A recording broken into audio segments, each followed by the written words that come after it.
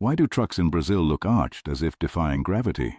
On many Brazilian routes, seeing trucks with the rear end lifted is not rare. It's common. But what's behind this trend that is as strange as it is dangerous? Is it style, trickery, or mechanical ignorance? Today we dive into a practice that baffles engineers and puts both highways and lives at risk. What you're about to discover will leave you stunned. A strange Brazilian habit: trucks with raised rear ends. On many roads in Brazil, it's common to come across a type of truck that leaves outsiders scratching their heads.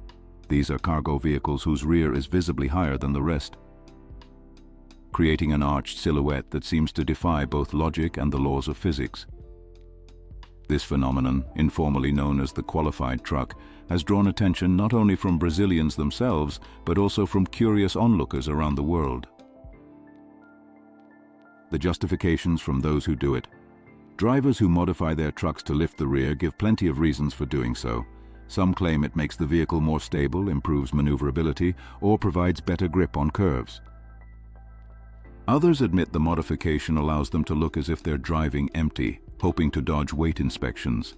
There are also those who do it to carry more cargo, a clear violation of the law, since overloading is strictly prohibited in road transport. But perhaps the most popular, though far from logical, explanation is simply aesthetics. It looks better, they say. Many truckers believe that an arched truck demands more respect, looks more aggressive, and stands out on the road. For some, it's almost like a style statement, as if the truck were an extension of their own personality. An eccentricity that defies engineering. The most surprising part of this practice is how it completely contradicts decades of automotive design research. While major manufacturers spend fortunes engineering trucks for performance, safety and durability, many of these drivers of the future undo those very features without a second thought.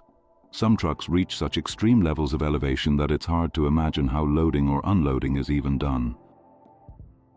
From certain angles, they look more suited for a parade than for carrying freight.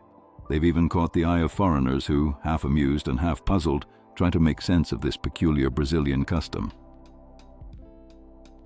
How are these trucks modified? The rear suspension can be altered in several ways. The most common method is adding more leaf springs, curved metal bars that act as shock absorbers. Others extend or add spacers to the suspension. Or in trucks with air suspension, they lengthen the airbags. However, this practice isn't legal. According to Brazil's Resolution 479 of 2014, the maximum tilt allowed is 2 degrees from a horizontal line.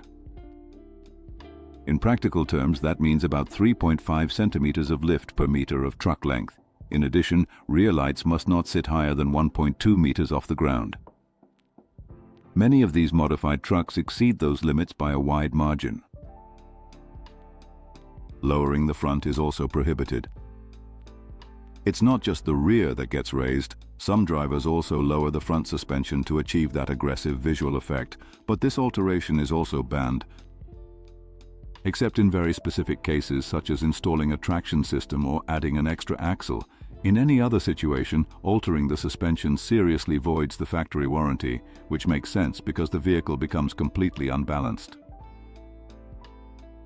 Real dangers for road safety. The consequences of these alterations go far beyond aesthetics. For instance, a truck modified and raised like this can have its cargo platform sitting more than 1.8 meters high. In the event of a collision, extended bumpers tend to snap, allowing the vehicle behind to slide underneath the truck, completely nullifying any safety features designed by engineers. On top of that, these modifications completely alter weight distribution, putting both the driver and others on the road at serious risk. In sudden braking or crashes, the cargo, even if properly tied down, can shift forward into the cab, causing deadly crushing injuries. The center of gravity, an ignored key. One of the most basic principles in vehicle design is keeping the center of gravity as low as possible. This is one of the great advantages of electric vehicles, whose heavy batteries are installed close to the ground. But when the rear of a truck is lifted, that center of gravity shifts upward and forward. This creates a very serious stability issue. When the truck takes a turn, the forces acting on it increase significantly with speed and incline. the risk of rollovers multiplies, especially on uneven roads, which Brazil has no shortage of. Overload on the front axle. By altering the suspension and shifting the center of gravity forward, the rear axle lightens while the front axle is overloaded. This not only reduces the vehicle's stability but also directly affects its braking ability. According to experts from Volvo and Mercedes-Benz in Brazil, the braking system no longer performs as it was designed. Electronic controls stop working properly, and the ability to absorb bumps or road imperfections is seriously compromised. All of this leads to premature wear on the truck's components. Chassis, suspension, brakes, steering, even the windshield can crack over time due to vibrations. As a Scania specialist warns, these modified trucks eventually develop structural fatigue that can result in major failures. More damage than a heavy truck. Another alarming factor is the impact these trucks have on the roads.